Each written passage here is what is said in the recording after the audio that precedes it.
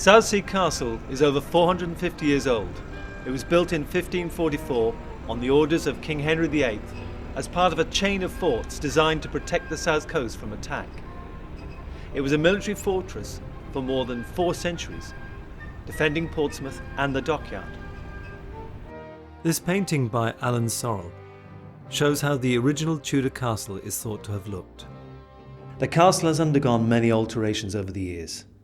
In around 1665, King Charles II's fortress engineer, Sir Bernard de Gaume, strengthened its overall defences, and around 1814, large sections were rebuilt so that the castle could house a larger garrison, and in the 1860s, additional positions for more guns were constructed on either side of the actual castle.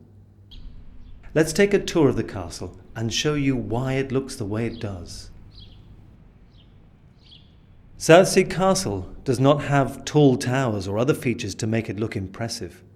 It has a much more practical design. It was built as a fortress, and strong defences were the first priority. The main threat to the castle has always been artillery. The castle was built with low walls, thus presenting a smaller target to attackers' guns. Outside the castle, you can see parts of the outer defences that were added in the 1860s. Gun positions known as the East and West Auxiliary Batteries were built either side of the castle to give it extra firepower. Today the area has been landscaped, but you can still see the gun positions. At the same time, a brick wall was built on the north side of the castle grounds, part of which can still be seen. There are loopholes in the wall so that the defenders could shoot out. The castle's moat was always dry. Its purpose was to create a barrier to make it harder to get into the castle. One unusual feature is the tunnel running around the outside of the moat. This is known as the Counterscarp Gallery, and it was added in 1814. There are loopholes so that if attackers go into the moat, the defenders in the tunnel could shoot them from behind. The castle has not been besieged since the Counterscarp Gallery was built, so these defences have never been tested. A short tunnel across the moat, known as the Caponier, was built to connect the Counterscarp Gallery with the castle itself. The Caponier has led to a story that there is a tunnel between Southsea Castle and the sea forts in the Solent. A nice idea, but it isn't true. The present entrance is fixed, unlike the original that had a drawbridge that could be raised when the castle was under siege. Over the entrance is the coat of arms of King Charles II. This marks the improvements that were done to the castle during his reign in about 1665. As you enter the courtyard, which is known as the Bailey, the most prominent feature of the castle is the square keep. It has been altered considerably over the centuries. Its walls, made of rough stone bonded with natural clay, are up to 3 meters thick in order to protect the defenders from enemy cannon fire.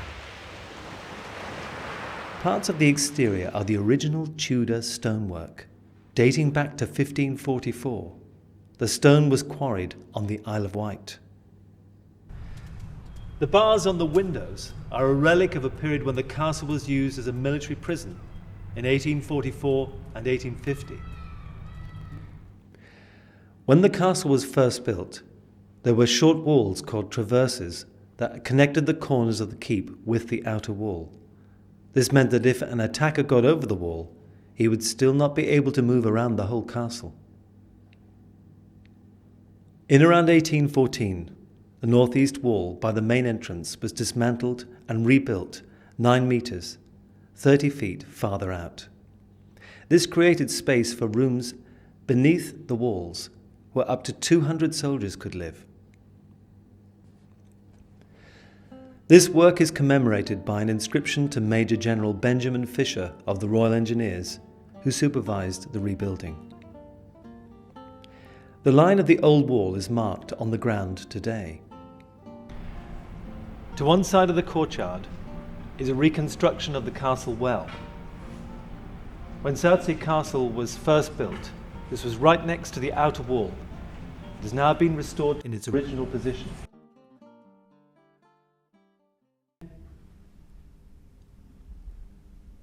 Finds from the well, some dating from Tudor times, can be seen on display in the keep.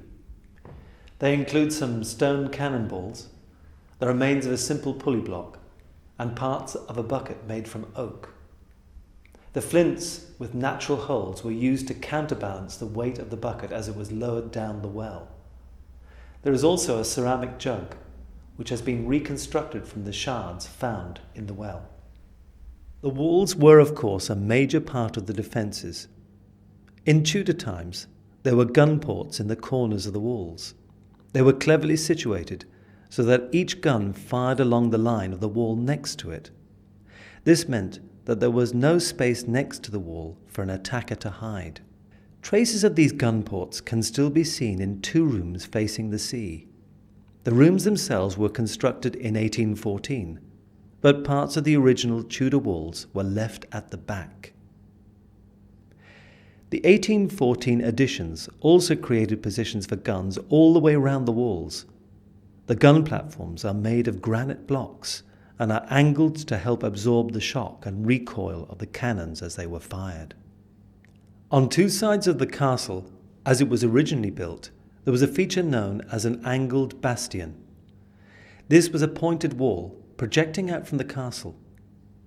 The angled bastion facing the sea was rounded off in the 1814 rebuilding, but the rebuilt section of wall by the castle entrance is still a similar shape to the original. Another change made in around 1814 was the building of 3 magazines behind the keep. These rooms were designed to be completely safe from enemy fire, because this was where the main store of gunpowder was kept. Despite these precautions, you wouldn't have wanted to spend too much time here when it was full of gunpowder. In 1850, during the reign of Queen Victoria, further gun emplacements were created and the walls were raised in height.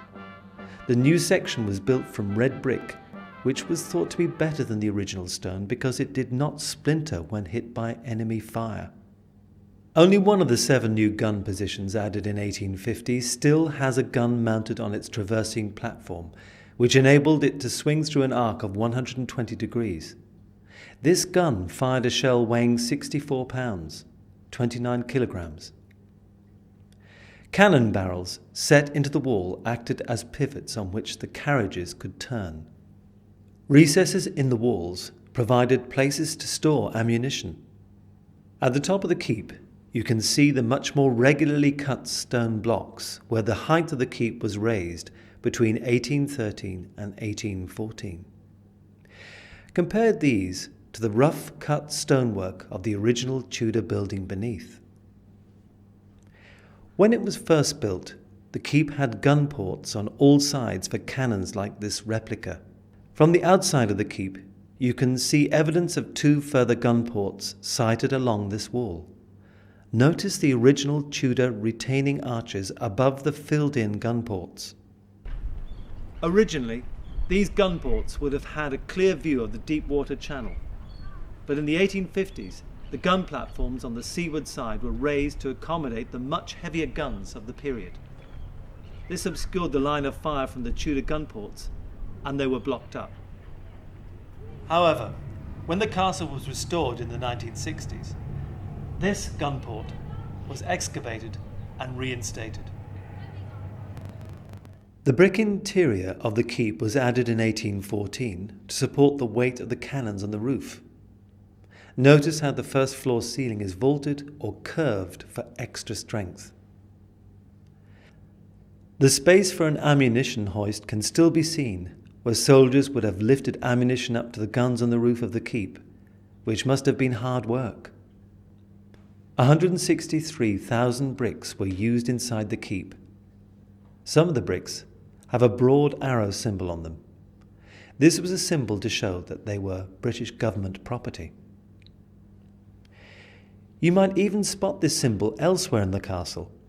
It is still used today by the Ministry of Defence to mark official property. The lighthouse was built in the 1820s at the request of the Admiralty to guide ships along the Deepwater Channel leading into Portsmouth Harbour. Until 1913, the lighthouse keeper and his family lived in the 2 rooms on the left of the castle entrance. Today, the lighthouse is automated. In more than 400 years of active service, Southsea Castle has been modified and rebuilt many times in the face of new threats. Now retired from duty and restored to its 19th century appearance, it still stands guarding the city of Portsmouth.